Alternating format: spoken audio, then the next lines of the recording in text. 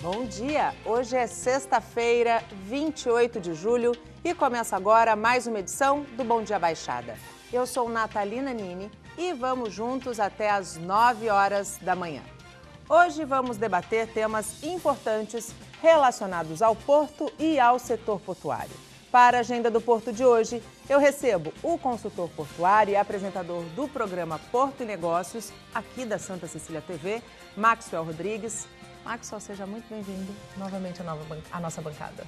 Obrigado, Nathalie. Um bom dia a todos os telespectadores. Estava com saudade do Bom Dia Baixada, um espaço sempre importante para que a gente possa debater aí às sextas-feiras os assuntos inerentes não só aos portos do Brasil, mas principalmente em relação ao Porto de Santos.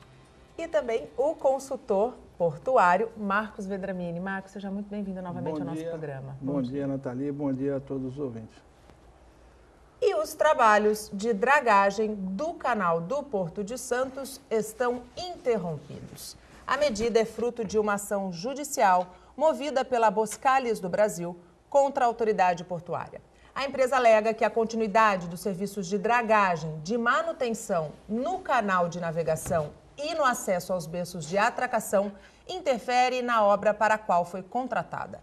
A Boskalis faz parte do consórcio, que venceu a licitação promovida pelo Ministério dos Transportes, Portos e Aviação Civil para executar o serviço. Hoje, a Dragabras Serviços de Dragagem é a empresa responsável pelos trabalhos no Cais Santista. A decisão pela suspensão foi da juíza da 4ª Vara Federal de Santos, Alessandra Nunes Aguiar Aranha. Ela acatou o pedido da empresa por constatar que os contratos das duas empresas englobam a mesma área, são similares, concomitantes, mas não se complementam. Max, a Codesp diz que está com os esforços todos concentrados para tentar reverter essa medida. Na sua opinião, isso vai ser possível? Nathalie, inicialmente, se a gente ler a matéria novamente, eu acho que ainda o telespectador em casa continua confuso, né? Porque são inúmeras informações, interpelações, paralisações e o resultado disso tudo é esta problemática da questão da dragagem. Mais uma vez, nós somos o país com foco no problema e não com foco na solução. Isto vem interferindo vertiginosamente aí em todas as operações do Porto de Santos. E o que mais me preocupa nisso tudo, até antes de responder a tua pergunta, Nathalie, nós estamos perdendo carga para outros portos em virtude dos problemas que nós temos relacionado a essa questão da dragagem. No tocante à Codesp, eu acho que a Codesp vai se movimentar para fazer aquilo que é possível. Na verdade, todas essas paralisações em virtude dessa judicialização de um modelo de contratação extremamente antiquado, que nós já debatemos isso milhões de vezes aqui na bancada, faz com que a Codesp só tenha uma opção, que é a opção de recorrer. E aí, posterior a isto, talvez a empresa volte a recorrer novamente e nós vamos voltar a esse ciclo de paralisação no Porto de Santos. Eu acho que a gente precisa resolver ou repensar este modelo de contratação que está completamente equivocado. Está na hora, mais do que nunca, de transferir isso para a iniciativa privada. A privatização é, de fato, a melhor saída, né, Marcos? Com toda certeza. Eu acho que a Codesp vai conseguir resolver isso, muito mais em função da gravidade do problema, né, que se impõe, do que por mérito dela, né, porque ela é refém da 8666 para contratar a dragagem. A dragagem é um serviço que sempre deu problema no Porto de Santos. Há 30 anos, né? É. E o que acontece? É um excesso de interesses também, né? A gente sabe que tem muito interesse, o governo federal, o pessoal colocado aqui na administração da Codesp.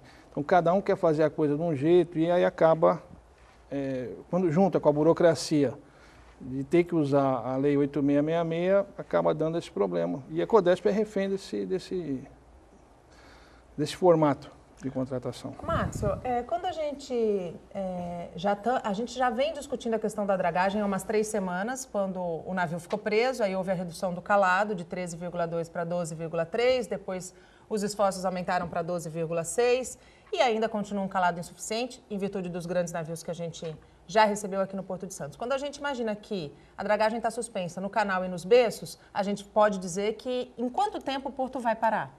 Nathalie, na verdade, eu acho que a minha maior preocupação, nós debatíamos aí essa questão da dragagem em virtude dessas grandes embarcações que iriam aportar no Porto de Santos. Hoje, o debate não está mais focado nisso, está focado naturalmente nessa questão da variação. Ou seja, o armador lá fora vem planejando o envio de cargas para o Porto de Santos em virtude de um navio que tem um determinado calado. Esse navio, ele sai desses portos, seja eles europeus, americanos ou da própria Ásia, para vir ao Brasil, e quando eles chegam aqui, ele não tem calado suficiente para poder atracar no Porto de Santos. E aí você volta a comprometer todo um processo logístico e, principalmente, a imagem do Porto de Santos em outros países. Isso é bastante preocupante. Nós estávamos inicialmente debatendo o problema dentro de casa, se assim eu posso me colocar. Hoje, esse reflexo já está no mundo inteiro e esses armadores já estão repensando o envio dessas cargas para outros portos no Brasil. Então a situação é muito preocupante. Além disso, eu não vejo, além da Santa Cecília TV, Nathalie, a mídia repercutir isso na nossa região, a sociedade discutir este problema dentro da nossa região para que a gente possa, de alguma forma, impulsionar todos esses responsáveis que fazem parte desse processo para uma solução definitiva. Então, assim, nós estamos sendo, e aí eu vou colocar todos dentro deste pacote, muito irresponsáveis. Por quê? Porque o Porto de Santos é o que impulsiona de forma bastante significativa toda a economia da nossa região.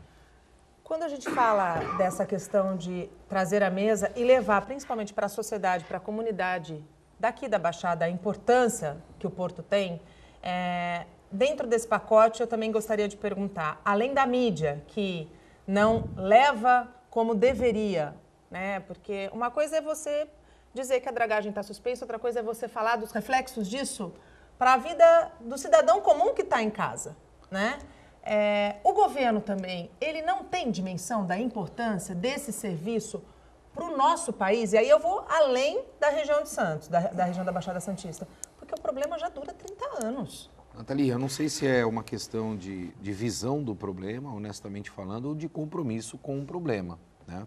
Eu acho que a percepção existe e ela é bastante evidente. Agora, o compromisso de solucionar o problema é o que nós estamos debatendo aqui. O governo continua querendo, de alguma maneira, dar continuidade neste modelo de contratação e dar continuidade na operação de algo que lhe é mais do que insuficiente para fazer. A gente já percebe isso é uma questão natural. Eu sempre gosto de mencionar isso, que o governo ele deve se ater a fiscalizar, a legislar e a arrecadar. Operacionalizar não é uma tarefa do governo, é uma tarefa da iniciativa privada, porque tem competência para fazer, tem agilidade para fazer e opera da forma como deve ser feito no Porto de Santos. Por que é tão difícil privatizar o serviço?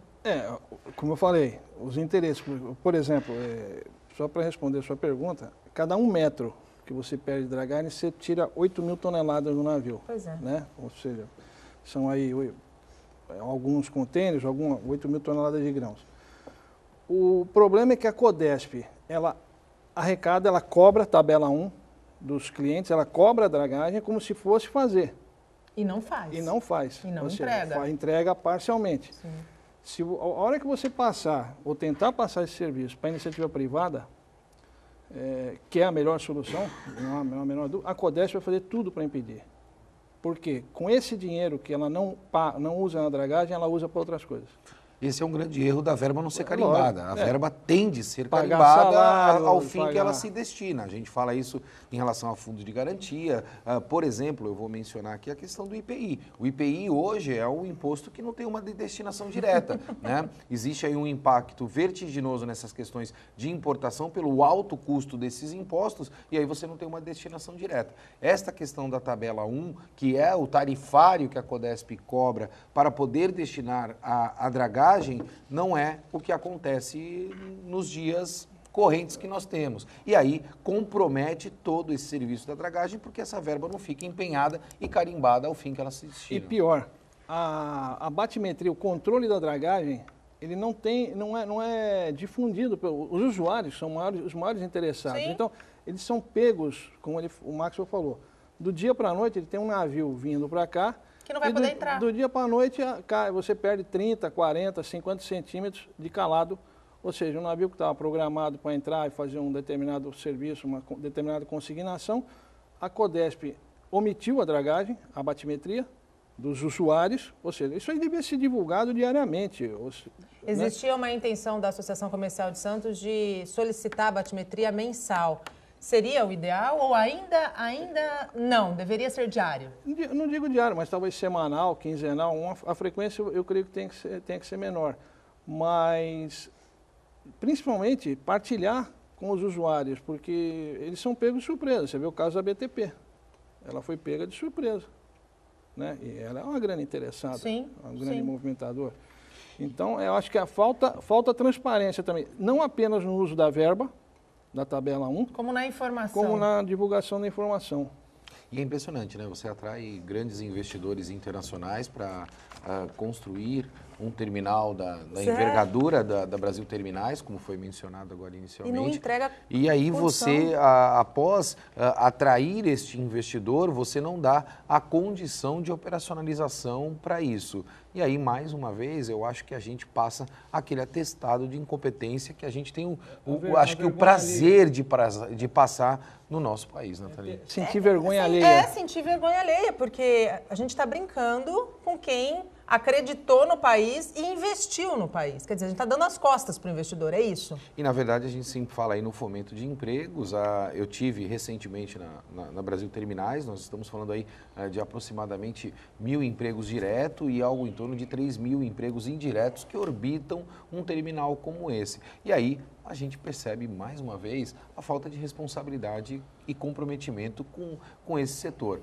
Então, eu acho que está mais do que na hora de nós pararmos aí de repercutir esta questão da dragagem e partir para o foco na solução. Houve aí pela FENOP, capitaneado pela FENOP, junto com inúmeros órgãos, e aí eu até costumei e mencionei isso no Caderno Regional aqui, Nathalie, que parece que o Porto também assiste bastante aí os programas da Santa Cecília TV, porque nós sempre mencionamos aqui o fortalecimento da interlocução, né? O quão mais for a interlocução fortalecida, maior é a reivindicação e a possibilidade de você ser contemplado com aquilo que você reivindica. E todas as associações, elas se reuniram para a criação da Santos 17, que é uma instituição ou talvez uma empresa com a participação da Codesp para resolver essa questão da dragagem. E me parece que, de alguma maneira também, esta proposta ainda não está sendo debatida, não vem sendo debatida com a velocidade que se deveria. Né? Que precisa. Pior, eles estão querendo, há um estudo para reduzir o canal do Porto.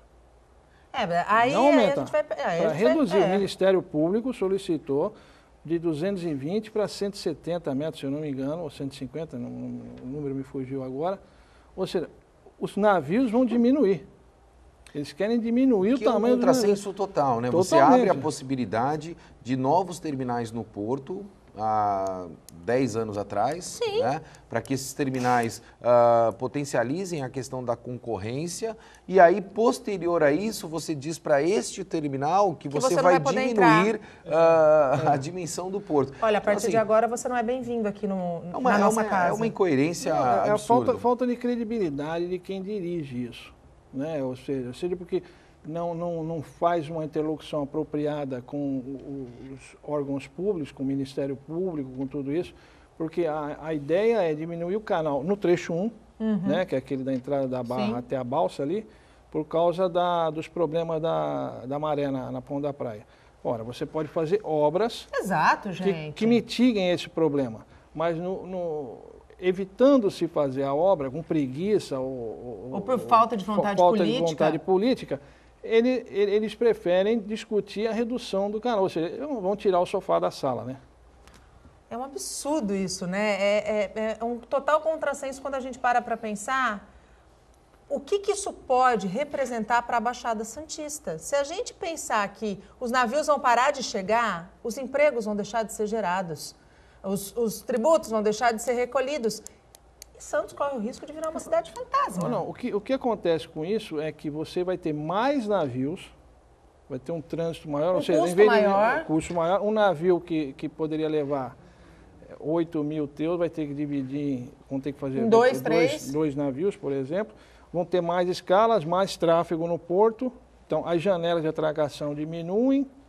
É um retrocesso, né? A gente vai andar para trás. Na verdade, assim, Nathalie, a gente já mencionou em outras oportunidades aqui, o que o Marcos vem pontuando é a questão da cabotagem, né? Que é um modal que a gente precisa potencializar no porto. Mas, evidentemente, não potencializar a cabotagem no sentido invertido, né? Nós temos que fazer com que a gente receba grandes navios no porto e distribua para outros portos em navios menores, não receber carga de outros portos em navios menores. Eu tenho aquela frase que a gente sempre coloca aqui, que o Porto de Santos ele tem que deixar de ser o maior porto da América Latina e ser o maior hub da América Latina. Por quê? Porque ele vai distribuir esta carga para outros portos que não possuem calado por uma questão natural, ou seja, é impossível você fazer um calado maior em outros portos em virtude das dificuldades naturais que aqueles portos possuem. Eu já mencionei aqui, por exemplo, a Argentina, Buenos Aires, né, o Uruguai. Então você tem o Rio da Plata ali que você não consegue aumentar o calado e você tem que fazer o trânsito disso com navios menores. E aí, Porto de Santos recebe esses navios, essas embarcações com 19 mil teus, que eu acho que vai demorar um pouco para acontecer aqui no Porto de Santos, mas receberia essas embarcações e distribuiria essas cargas em embarcações menores. Aonde está o grande problema disso tudo? Ainda não existe um incentivo fiscal para esta questão da cabotagem. Ela é muito cara e aí fica mais barato você distribuir essa carga no modal rodoviário pelo nosso país. Eu vou além. Eu acho que se cairmos nesse problema de termos que receber navios menores, a cabotagem não vem para Santos. Outro porto vai assumir o papel de hub. O que importa, o que é o mais importante em Santos hoje, lógico, as condições de canal, tudo isso, mas é a inserção econômica, a interlândia dele. Sim. Por isso que o navio para aqui. Você tem as escalas. A hora que você não tem condição de ter escala, eles vão dar o jeito deles e a carga vai vir para São Paulo, ou seja, vai continuar atendendo a Interlândia, mas ela vai vir no rodoviário, no ferroviário. Não vem mais de... Eu não vejo... Porque a cabotagem é um tombo a mais na carga que não seria necessário. Nós temos, na verdade, 3 polos na região, né? A questão do turismo, nós tínhamos as indústrias de Cubatão, que passaram aí por inúmeros problemas. Cubatão é um grande exemplo do que acontece com uma cidade quando ela vive de um potencial industrial e a crise chega e assola a região.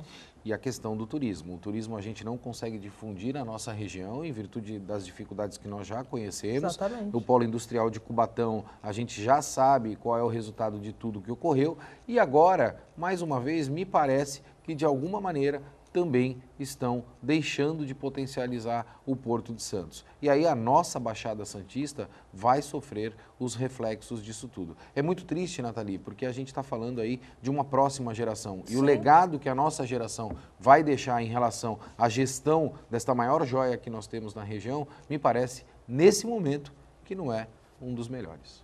E abrimos o segundo bloco com informações sobre o simulado de incêndio que foi feito na Ilha Barnabé, na margem esquerda do Porto de Santos. O treinamento faz parte das ações do Plano de Ajuda Mútua do Porto, o PAM. Veja só. O exercício começou pouco depois das 9 horas da manhã no terminal da Adonai Química. No local, são movimentados granéis líquidos. O início do suposto incêndio foi por causa de uma manutenção em um tanque que armazena gasolina. A ação envolveu representantes de todos os terminais instalados na Ilha Barnabé, guarda portuária e bombeiros. O simulado também previu o resgate de um ferido, que saiu imobilizado dos terminais. O trabalho para resfriar o tanque foi quase imediato. A ação durou cerca de 45 minutos e contou com o apoio de cerca de 90 pessoas. Um dos objetivos desse exercício é exercitar a ativação do sistema fixo de emergência da Adonai, né, e também os recursos externos que são trazidos pelas outras empresas que fazem parte do plano de auxílio mútuo. A preocupação é ainda maior devido à proximidade dos tanques na Ilha Barnabé. O combate rápido e simulados como esse são fundamentais para evitar acidentes. A ideia do simulado é o de sempre, fazer com que nossas equipes fiquem sempre preparadas para qualquer ocorrência que houver no Porto de Santos.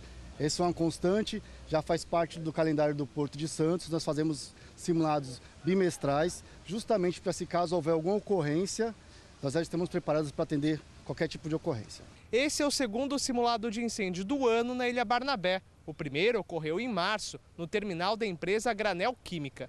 As duas ações foram realizadas pelo Plano de Ajuda Mútua do Porto. O grupo é composto por empresas do Porto Organizado e coordenado pela Codesp. O Plano de Ajuda Mútua, na sua origem, ele é acionado para sinistros de grande amplitude. Porém, hoje, de uma forma até preventiva, a Codesp, junto com o Plano do Porto, a gente vem atuando em todas as ocorrências para que uma ajuda nunca é demais e esse incêndio seja debelado rapidamente. As autoridades responsáveis pelo exercício fizeram um balanço positivo do treinamento. Todo simulado, a gente faz simulado justamente para poder ver, eu não chamo de erros, mas de apontamentos, para que numa próxima reunião a gente volte a corrigir e que isso não aconteça. É sempre dessa forma, mas hoje o simulado, com certeza, todo o pessoal envolvido da área 6 da Ilha do Barnabé estão de parabéns. E voltamos a conversar com o consultor portuário e apresentador do programa Porto e Negócios, Maxwell Rodrigues, e com Marcos Vendramini, também consultor portuário. Como a gente viu na reportagem, isso já faz parte do calendário, né, do programa, que foi instituído muito por conta daquele acidente trágico na Ultracargo, que eu acho que vem muito de encontro àquilo que você falou, né, Max? A gente aprendeu no problema, a gente precisou ter o problema para entender a importância e a dimensão de como esses treinamentos e de como é preciso que toda uma estrutura esteja preparada. O único senão desse simulado foi o atraso de aproximadamente 40 minutos do GBMAR, que é o grupamento de bombeiros marítimos, por uma questão de comunicação. O Corpo de Bombeiros foi acionado e eles imaginavam que automaticamente o Corpo de Bombeiros chamaria o GBMAR. Só que eles são comandos diferentes. Isso numa situação real, esse é o tipo de problema que não é admissível, né? Existe uma cadeia de comunicação, né? É uma pirâmide, à medida que o alarme é disparado, cada um é responsável por...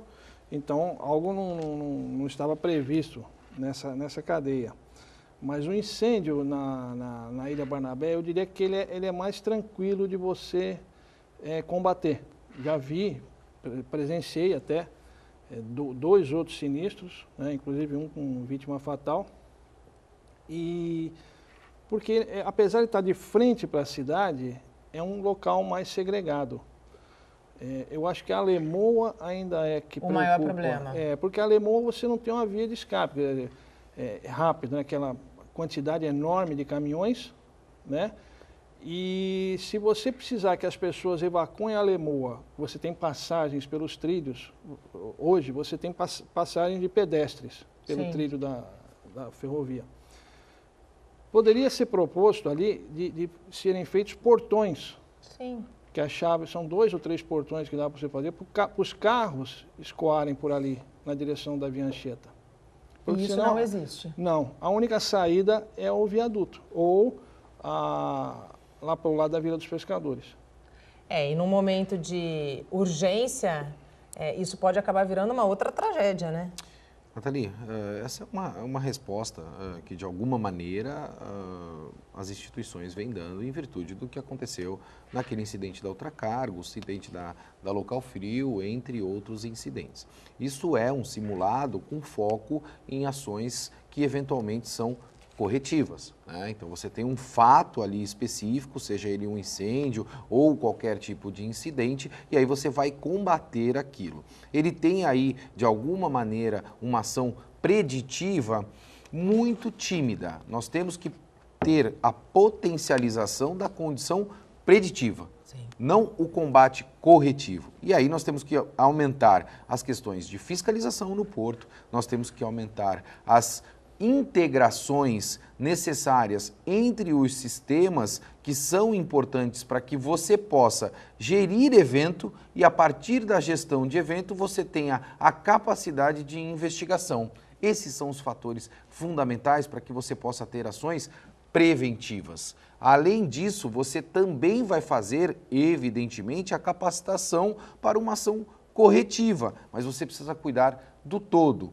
E além disso, não adianta nós também termos todas essas condições executadas, seja ela preventiva e também corretiva, sendo que você não tem escoamento.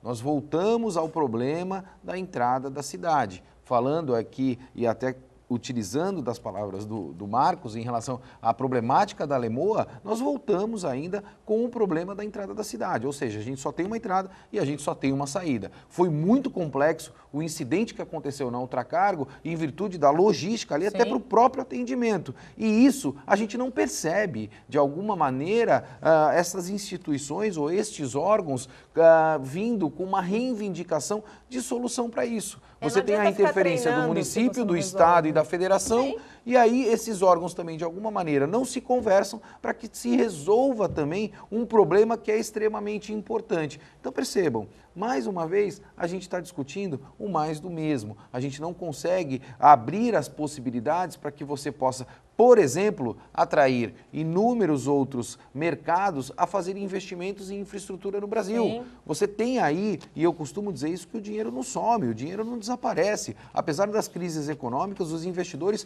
continuam sendo investidores e eles estão buscando locais adequados e possibilidades de negócio aonde possa se rentabilizar, e aí a gente tem que sair daquele universo demagogo que a gente tem no Brasil, que a gente tem que atrair investidor e o investidor não pode capitalizar em virtude daquele investimento que foi feito, para que a gente possa resolver esses entraves que nós possuímos no Brasil. Se nós temos aí na máquina pública a dificuldade de empenho e investimento em virtude de uma situação econômica que hoje o país passa, você pode abrir a possibilidade disso para atrair investidores internacionais para fazer aquilo que a gente não consegue fazer. E aí você potencializa o segmento, você coloca a máquina para rodar novamente e fazer com que a economia venha a se fortalecer. Eu acho que o resultado, a fórmula, todos nós já conhecemos. Me parece ainda que nós vivenciamos aquele mundo de protecionismo. A gente não sai desse universo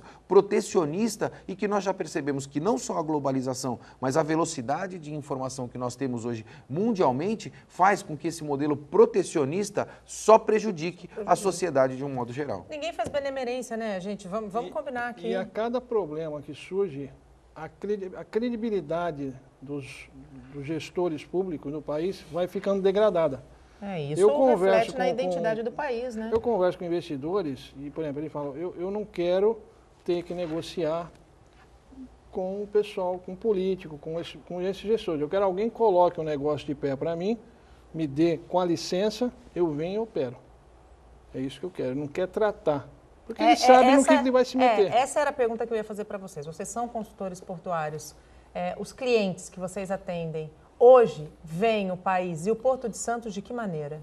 Nathalie, honestamente falando, país de trilhão, né, de PIB, dificilmente quebra. Eu já disse isso em outras oportunidades, até quando começou essa crise no nosso país. Hoje, o PIB que nós temos é um PIB extremamente atraente. Nós temos aí que ter fórmulas e mecanismos para que a gente consiga potencializar. Por que nós atraímos naturalmente outros terminais para o Porto de Santos, por exemplo? Porque, evidentemente, além de ser o maior porto da América Latina, nós temos um potencial bastante grande no país. A gente vem batendo recordes de exportação de commodities, que é um dos nossos DNAs. Então, eu costumo dizer, na verdade, você consegue solucionar grandes problemas, fatiando esses problemas em pequenos problemas, para que você consiga dar a atenção devida e solucionar aquele grande problema.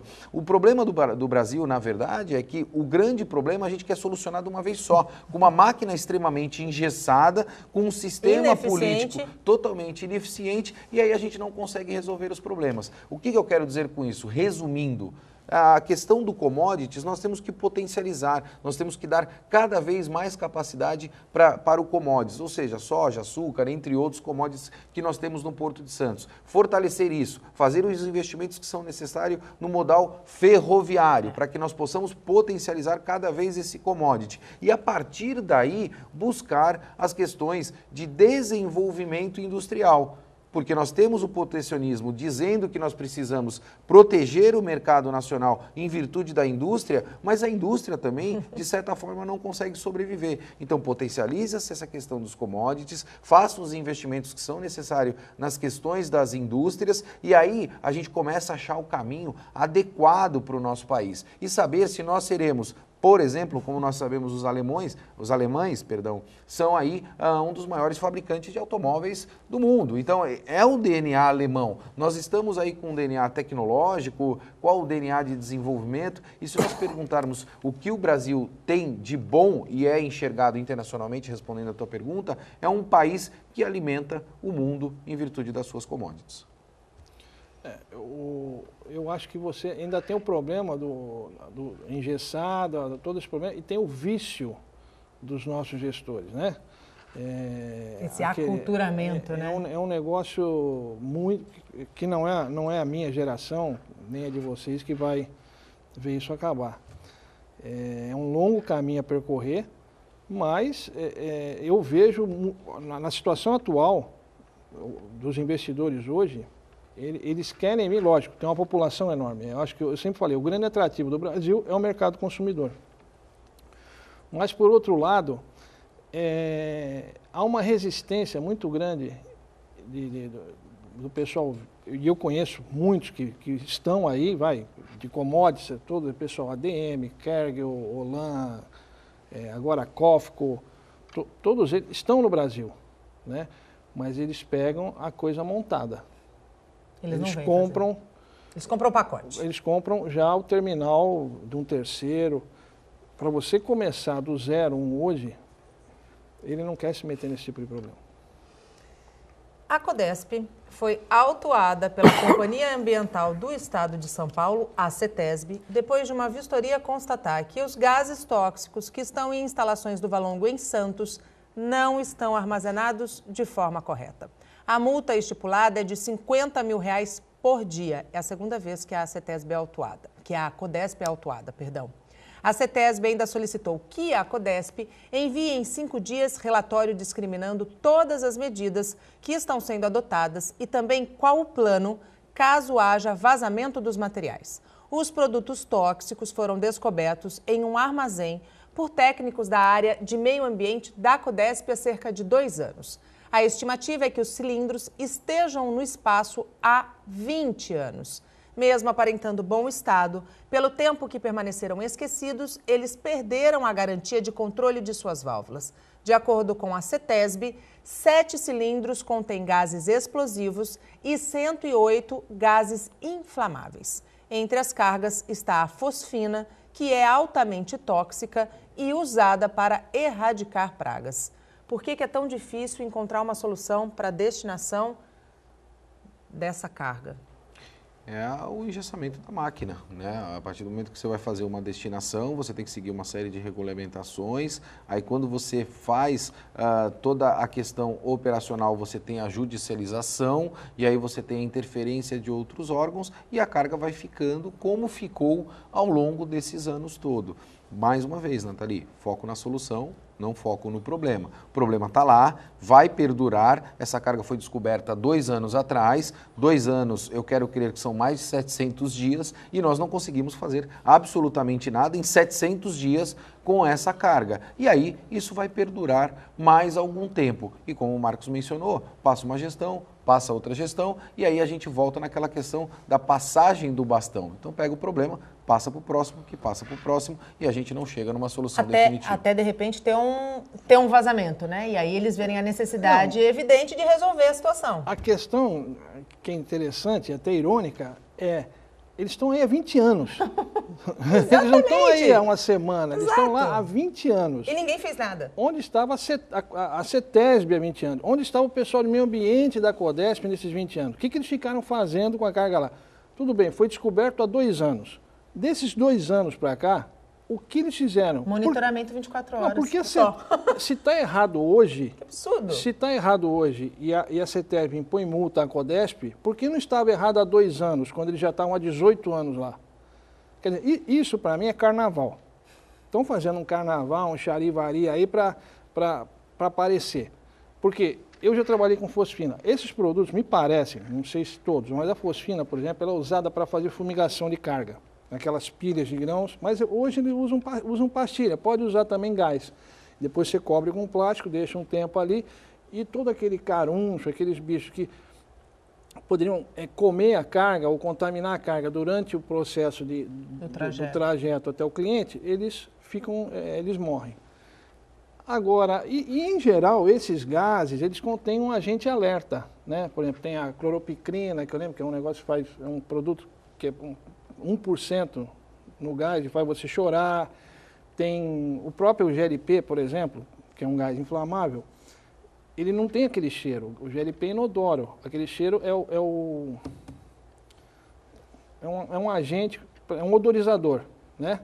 Que é colocado nele para você sentir o vazamento. Quer dizer, se vazar ali, você com certeza vai notar. E você falou que as válvulas realmente já devem ter perdido.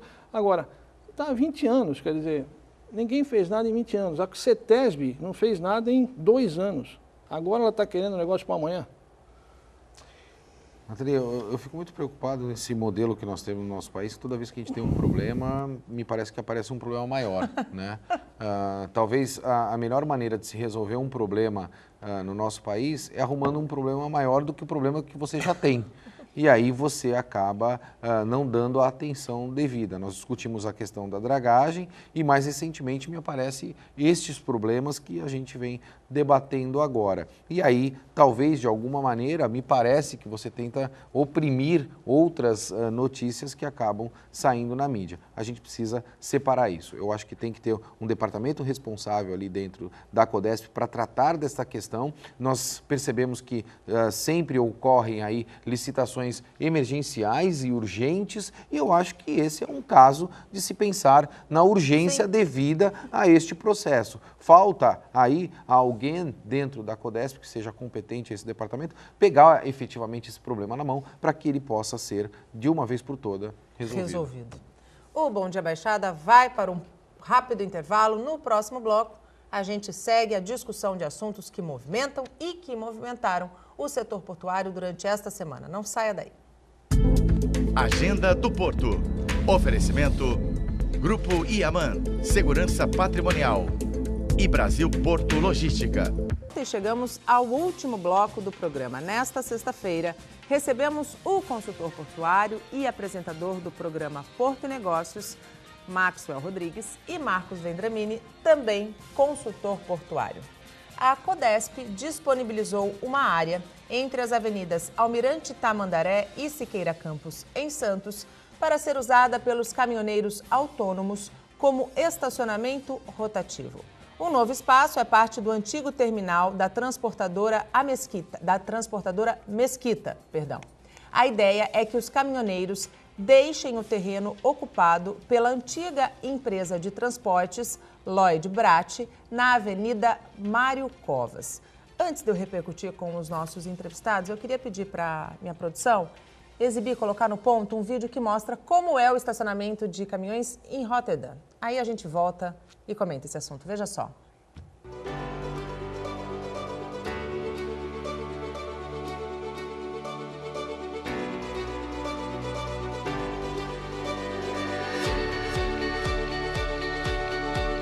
O Porto de Roterdã está crescendo. O Maasvlakte 2 foi construído e seu desenvolvimento está bem adiantado. Isto levará a um aumento considerável em transporte rodoviário nos próximos anos. A autoridade do Porto de Roterdã está antecipando este desenvolvimento construindo o Maasvlakte Plaza, um estacionamento para caminhões de grande escala com serviços modernos para motoristas e caminhões. O Maasvlakte Plaza, localizado na parte oeste do porto, é uma adição bem-vinda às áreas bem-sucedidas já existentes de estacionamento para caminhões.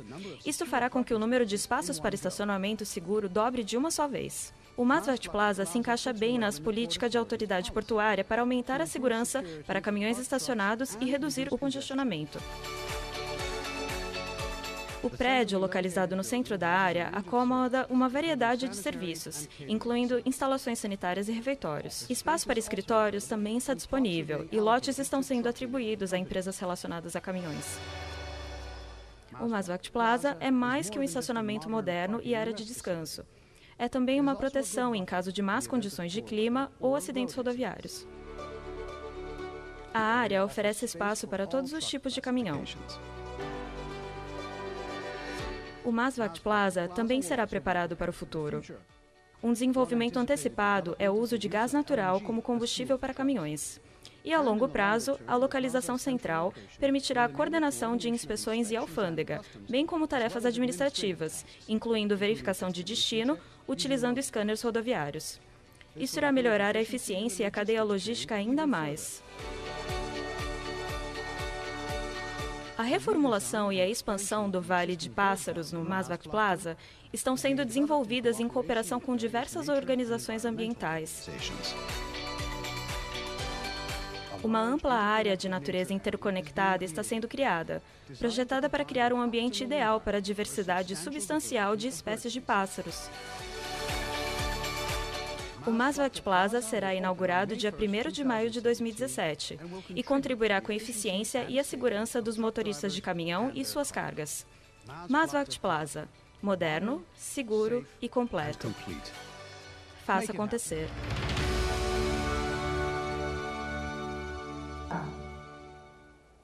Moderno, seguro e completo. Faça acontecer. O estacionamento que foi disponibilizado, a nova área, é parecido em algum aspecto? Nathalie, vamos repetir. Moderno, seguro e completo. E faça acontecer. E faça acontecer. Né? Eu acho que essa é a grande diferença. Antes de mais nada, você acabou me apresentando, apresentou o Marcos também, e hoje nós temos aqui o Rogério Conde, onde aumenta a nossa responsabilidade aqui em todos os comentários. Já está melhor da conjuntivite, Rogério? Faz. O Rogério está melhor, estava com problema de conjuntivite, mas acho que está de volta ativa aí. Nessa questão da disponibilidade do local para estacionamento, a gente percebe aí a grande diferença que existe do comprometimento com o maior cliente que um porto tem. Eu sempre faço esse questionamento, o maior cliente que o Porto de Santos tem são os caminhoneiros. Nós recebemos aí 15 mil caminhoneiros por dia, em média, que populam e orbitam o porto. Evidentemente, quem mais popula, quem mais se utiliza daquele equipamento é o melhor cliente. E aí ele é tratado com esta condição que vocês estão percebendo aí e tendo a possibilidade de comparação. Uma coisa importante, Nathalie, a gente mencionar é que o Maasvlakte Plaza, que foi passado agora aí na telinha dos telespectadores, ele foi um terminal, ou na verdade um espaço de estacionamento para caminhões projetado para a expansão do porto. Exatamente. Ele não foi construído para atender o que já existia. Percebe a grande diferença? E aqui ainda nós estamos buscando espaço para saber aonde a gente vai alocar os caminhoneiros do Porto de Santos. E segundo a matéria, ele seria inaugurado em maio, quer dizer, ele já está funcionando. Uma coisa muito engraçada, eu estive em Rotterdam há 9 anos atrás, se não me falha a memória, e aí eu conheci esse projeto de perto, e aí os responsáveis por esse projeto me disseram que eles fariam esse projeto em 10 anos. Né? E eu disse para eles, impossível, vocês não fazem um projeto dessa envergadura em 10 anos. E eu estava errado, Nathalie, realmente eu estava errado. Eles não fizeram em 10 anos, eles fizeram em 8. Essa é a grande diferença do comprometimento e da atenção que é necessária e devida por essa classe que tem que fazer toda a movimentação dentro dos portos no mundo. Moderno, seguro, completo e faça acontecer. É, lógico, há uma diferença, né, de comparação. Por exemplo, ali o porto ele é segregado, da cidade, não tem a mesma configuração que Santos, né? O caminhão em Santos ele tem que cruzar a cidade para adentrar o porto, né? Então você teria, o ideal seria você ter o estacionamento fora da cidade e o caminhão. Esse aqui, o que estão fazendo é um arremedo, ou seja, um quebra-galho. Bem quebra-galho, para desocupar, né? Deve caber a mesma coisa de caminhões, né? Eu gosto da frase que minha avó usava bastante, Marcos. É assim, eu acho que não é quebra-galho, eu acho que é puxadinho. Puxadinho, é boa. Faz um puxadinho e porque coloca ali não dá, ali você vai conseguir colocar, a conta que eu faço sempre, você vai fazer um estacionamento de caminhões. Se for bem planejado, é 100 metros quadrados por caminhão, né? Que vai ficar lá, vaga estática. E se for mal planejado, de 120 a 150 metros quadrados por vaga estática. Ali você vai botar uns 90, 100 caminhões, ou seja, quase a mesma coisa do Lloyd Brat. Mas você tem que dar conforto, você tem que dar banheiro. Outro problema, você vai na Lemoa. Nós temos um estudo recente de tráfego na Lemoa.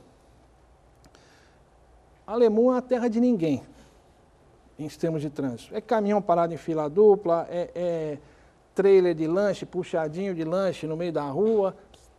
Você não vê policiamento, fiscalização zero. Nada. Fila dupla, fila tripla. Então você tem avenidas com 3 faixas, 2 ocupadas com fila.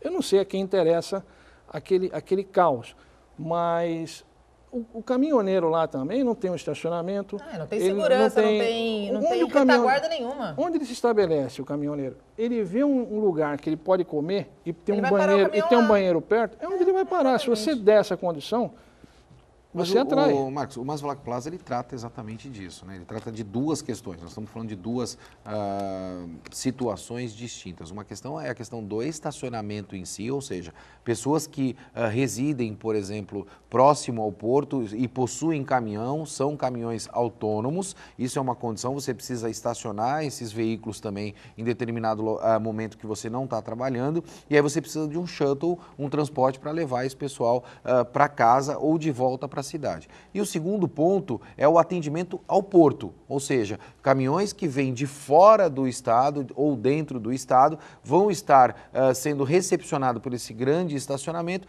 e a partir daí tendo acesso ao porto. A Nathalie está com a mãozinha aqui. Eu estou com a mãozinha porque daqui a pouco vão me cortar ao vivo. A Gisela já está ali segurando o microfone. O Wagner Pereira assistiu o nosso programa todinho, mandou um abraço a todos vocês. Marcos, muito obrigado pela tua participação novamente aqui conosco. Seja sempre muito bem-vindo. Eu que agradeço. Maxwell, seja sempre muito bem-vindo. Não demore a voltar, combinado? Não, já vou deixar aqui ao vivo também registrado que o Rogério precisa me convidar mais para vir aqui no Bom Dia Baixada. Mentira, viu? Porque eu te convido e você nunca tem agenda. O Bom Dia Baixada fica por aqui. Você pode ficar bem informado sobre tudo o que acontece na região e no mundo acessando o Santa Portal. Não esqueça de curtir também nossa fanpage no Facebook e nossa página no Instagram e no Twitter. Eu volto na segunda-feira, às 8 horas da manhã. Excelente fim de semana. Tchau!